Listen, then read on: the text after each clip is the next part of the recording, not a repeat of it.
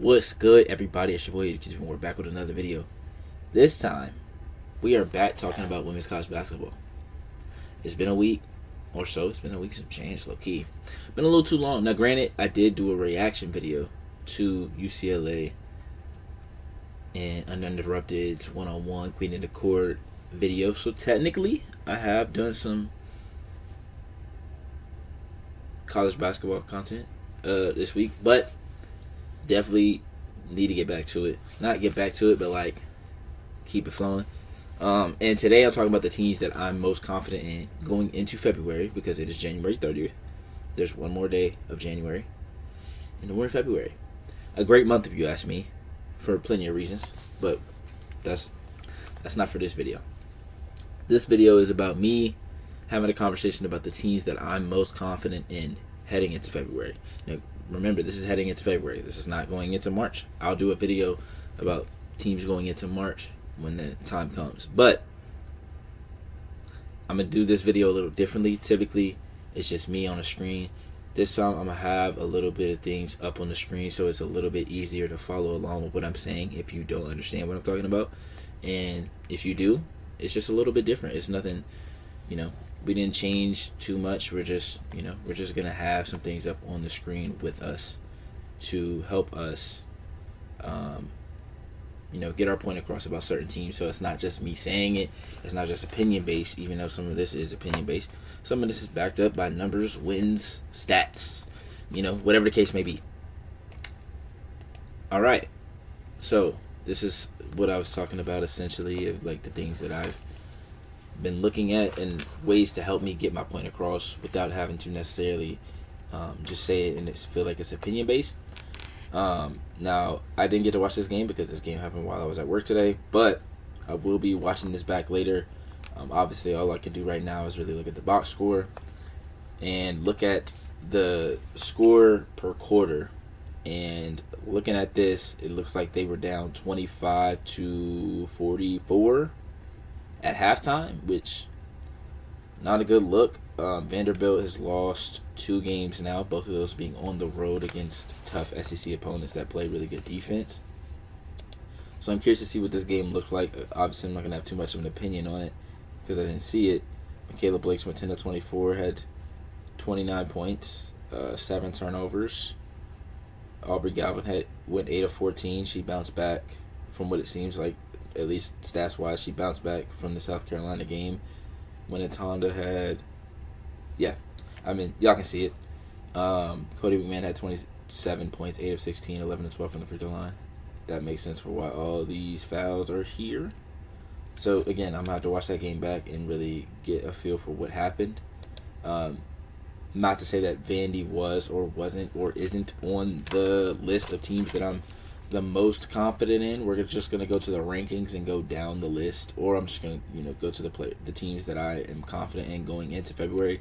And if I don't say the team, it's not that I'm not confident in them. It's just I still have a good bit of questions, or I like the direction or the way that the team is playing of late. UConn obviously is up there. They continue to dominate games. They continue to play well. What's her name? No, Morgan Shelley? No, it's not Morgan Shelley. I'm tweaking. Ali Zabel. Ali Zabel just hit 10 threes in a game. She's shooting 48% from the 3 this season. So, UConn is kind of repetitive. What I say about them at this point, like they just do what they're supposed to do. They beat the teams they're supposed to beat, and then the teams that are supposed to be able to hang with them can't. 13-point win over Louisville, which we've talked about. Big win over Florida State, which Florida State is not the same team as the years past. Ohio State looks a lot better than they did before this game.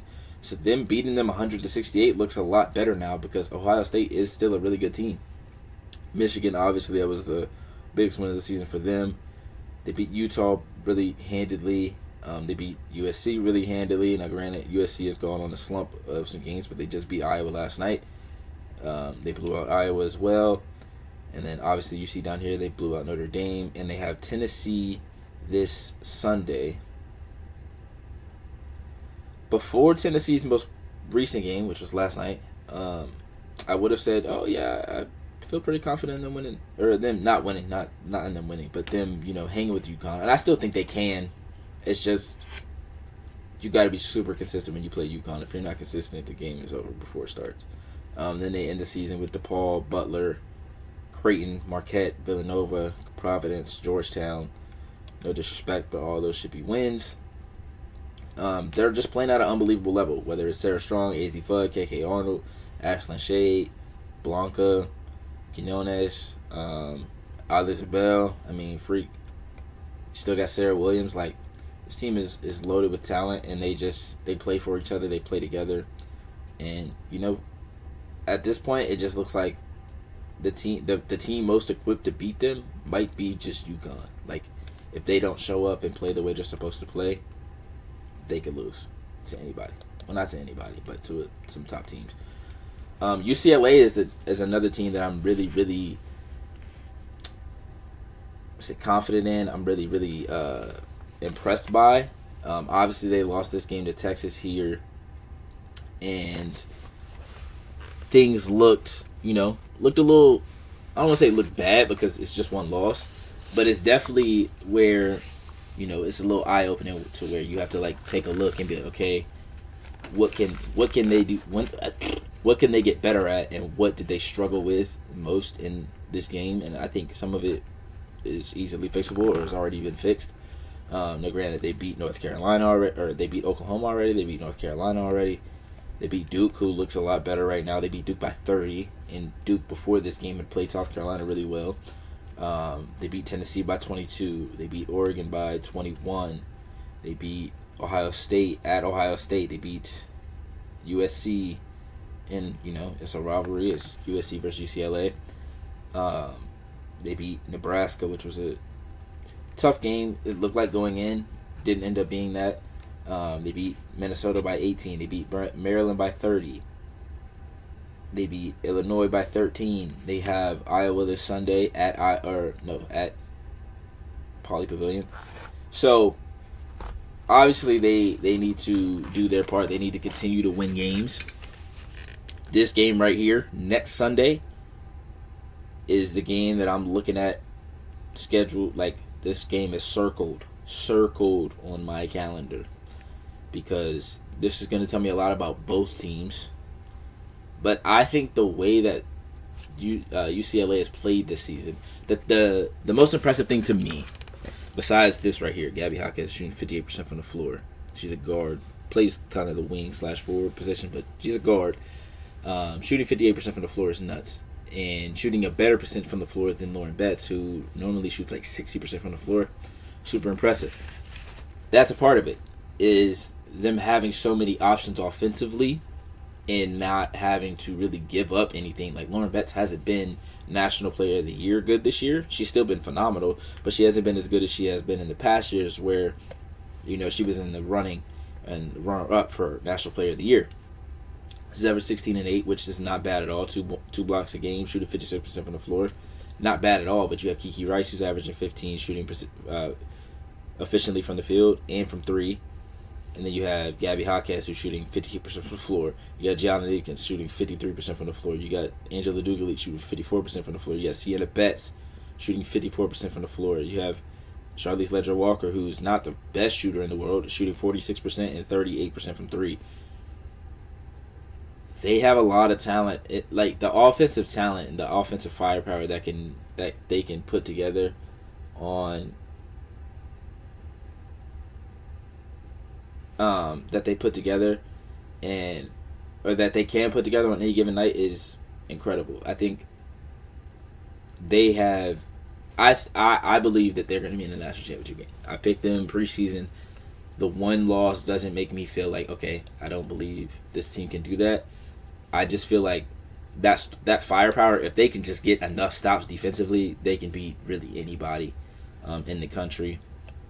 South Carolina,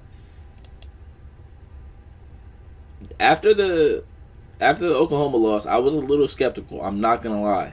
because I was just, I was giving them the benefit of the doubt. I'm like, it's South Carolina. They're going to get the job done. And not to say that Oklahoma's not a good team, because I think Oklahoma's going to be at least a Sweet 16 team. But just the way that game went wasn't great for them. But they bounced back, blew out Vanderbilt in a really good performance from everybody. Tessa Johnson went berserk. They beat Auburn by 30. And obviously they beat Texas up here, which that was really the game that was like, okay, this is still South Carolina. And then the Oklahoma game was the one that was like, okay, like, what is this team? Obviously, this Tennessee game is big next Sunday.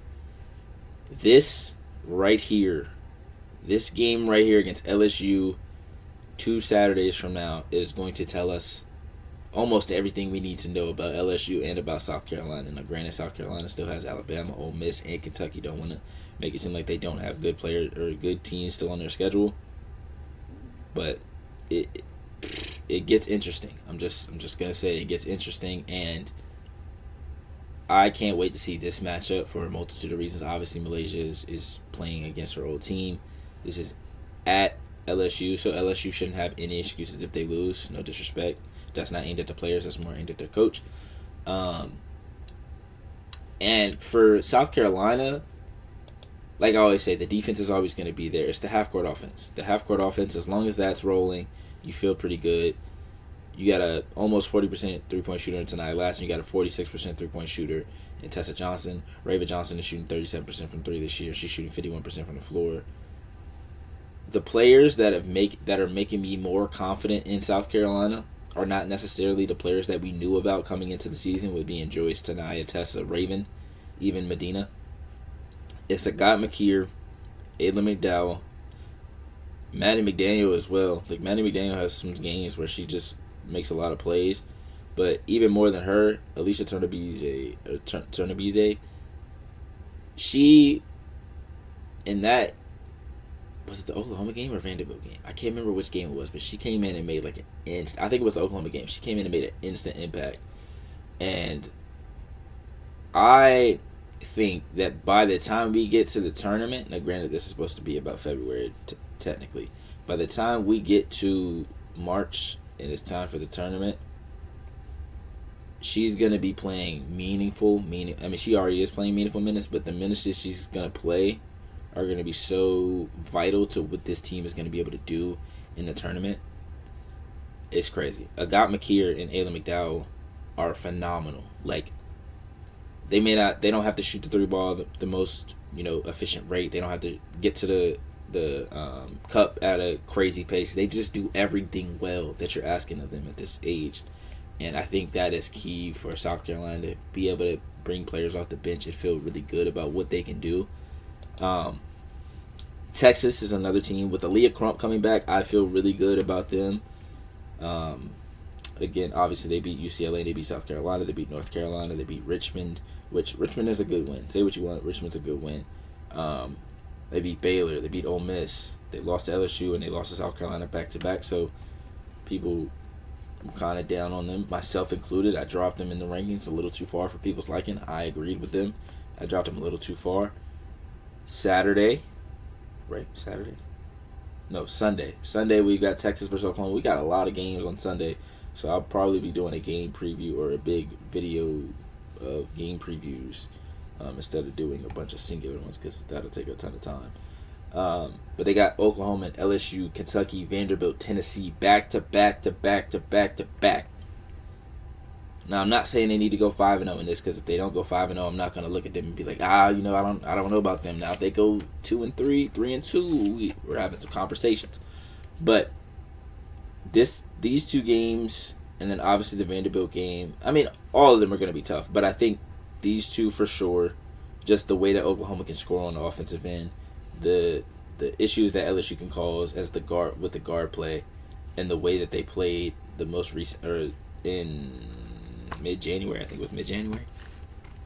I think Texas feels a way about that game. I think they come out with a different energy, different intensity, different attention to detail. The Oklahoma game is going to be very telling as well. And this is a midweek game. This isn't, I think this is a Thursday, I'm thinking. If this is Sunday, I'm assuming this is Thursday. They got a gauntlet, man, from From February 1st to February 15th. In a 2-week span, they played 5 ranked teams. So they got a lot going on.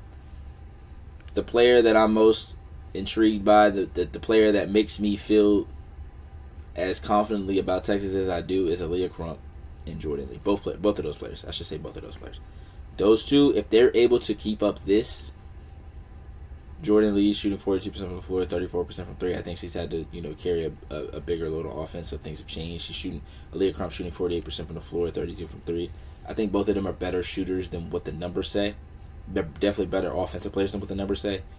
But them being able to average 14 points, 13 points a game is huge for them, because now Rory Harmon is able to just be Rory Harmon. It doesn't have to go out there and score at a rapid pace. Now, obviously, you want her to go out there and shoot the ball well and be aggressive, but she doesn't have to do too much.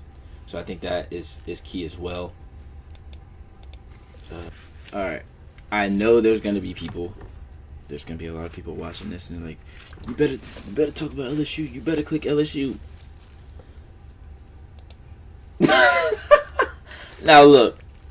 This is a team that I'm very back and forth on. Not in terms of do I think they're good or they're not good. It's just how elite are they? And I'm not saying that they're not elite. Just listen. Just wait.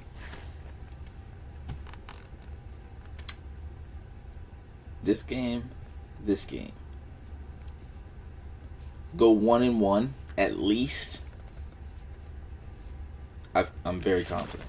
Very confident, because I think they beat Tennessee. I think they beat Ole Miss. I think they beat Alabama. These two losses are the ones that... Actually, it's not these losses. It's this win. This win. This win. This win. This win. This win. This win. This win. This win. This win. All of those games that just don't matter. Like, think about when I went to South Carolina, when I went to UCLA, when I went to Texas. There was a bunch of games that I could go through here. Even UConn, there were games that I could go through here. Outside of this Duke game, none of these games were even close to being competitive. They scored 100 points for the first, 10 games.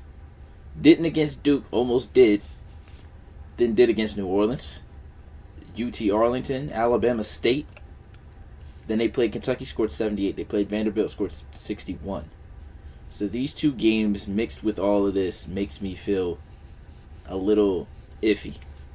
Just because they're also they're so what's the word I'm looking for? Their wins are so heavily on the guards. Like guard.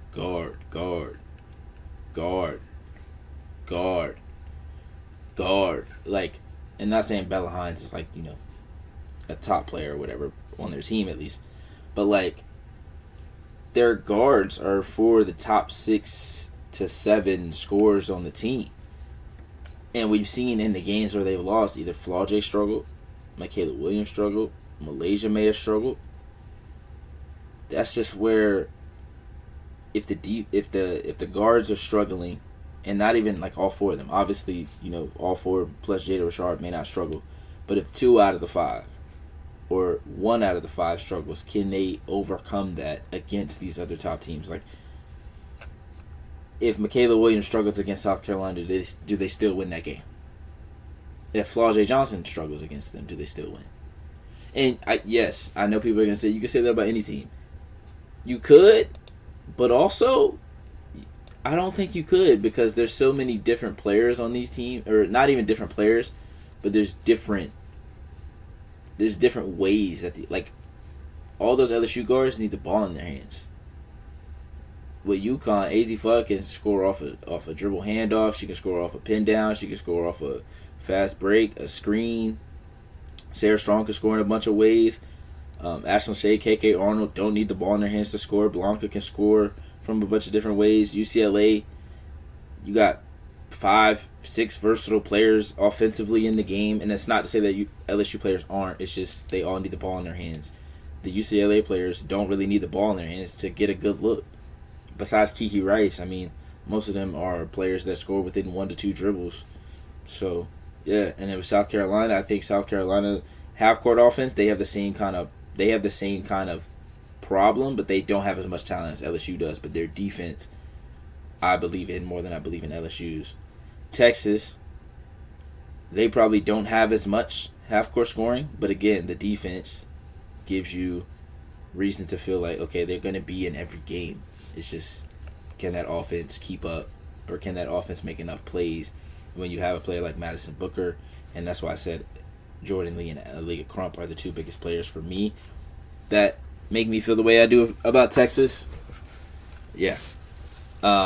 Michigan, I want to click on them. I also want to click on Oklahoma, but I'm not going to for now.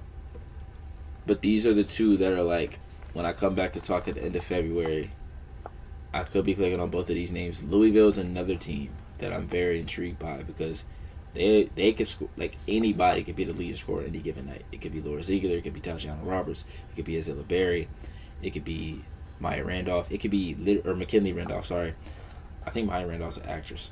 It could be McKinley Randolph. Like, it could be almost anybody on this team, and that makes a team.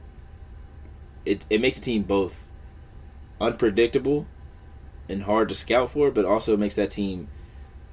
It's also hard for that team sometimes because you don't know who has it. You have to like kind of figure out who has the hot hand each night. TCU is another team that I would love to click on, but I want to see like just consistency from a night. I don't want to say from a night to night basis, but in the bigger games from players like Donovan Hunter, Marta Suarez, Clara Silva. I think they're all very talented. I love all three of their games. I just want to see a little bit more in terms of like consistency because Olivia Miles has been phenomenal all season. Duke, I think by the end of February is in this conversation. They are on a 10-game win streak, I believe. They're 9-0 in ACC play, which is huge because if you looked at the way their season looked, or their season looked before conference play, people were talking about Carol Lawson potentially being fired. So that huge swing. Yeah, those are the teams right now. Don't sleep on Princeton. Don't sleep on Princeton. I know they're playing Columbia right now, and they are now tied. They were losing earlier. First quarter they were losing. So when I get done recording this, I'm going to make sure I tap in with that game. But yeah, that's all I have for you guys at this current moment. But I will say, I'm excited to see all these teams play, even if there are certain players or certain teams that I'm not completely confident in. That doesn't mean I don't think they're capable of. That means I could think they're capable of it. I haven't seen it consistently, or I haven't seen it in a big moment yet, or I want to see it more often. Doesn't mean that I don't think the team is, talented or whatever. So I appreciate you guys for watching. Make sure you guys like, comment, and subscribe. Talk to me in the comments. Let me know what you feel, what teams you feel the most confident in, what teams you feel like have advantages that other teams don't. What players on certain teams are you afraid of versus not? What teams do you feel like are dangerous? Like, if there's a team, like if you're an LSU fan or a South Carolina fan or UConn or UCLA or Texas, what team would you not want to see in March? What team would you hope loses in a Final Four or loses in an Elite Eight and you don't have to see them? Or is there a team that you feel like that for? Maybe you feel like you could be any team in the country and you're not worried about anybody. If that's the case too, let me know in the comments. Appreciate you guys for watching. Make sure you like, comment, subscribe, and we'll be back soon.